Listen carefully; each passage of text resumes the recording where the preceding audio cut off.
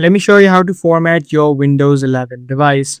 So whether you want to remove everything to a factory reset or want to keep your devices, let me show you the exact process that you need to follow. So first of all, click on the search bar on the bottom and search for settings inside of the search bar. Once you're inside of the settings menu, head over to system, and inside of system, if you scroll down a bit, you need to head over to the recovery tab. Now inside of recovery right here, you'll see the option which says reset your PC. So just click on this button. And as I said, there are going to be two options to either keep your files. It says right here, removes apps and settings, but keeps your personal files. The second option, however, is going to be a total factory reset. So you're not gonna have any of your files left over. So depending upon what you need, just select your option.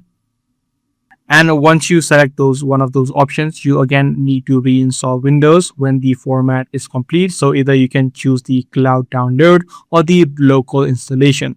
For you to download or use the cloud download option, make sure that you have the internet connection. And as it says right here, cloud download can use more than 4 GB of your data. So make sure you keep that in mind. For now, I'm just going to select the local reinstall option. And it says again right here, restore apps and settings which came with this PC, reinstall Windows from this device. Click on next again.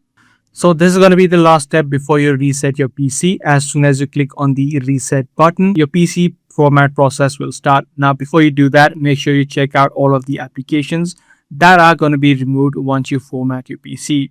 So once you've done that, you can just click on back and make sure you click on the reset button.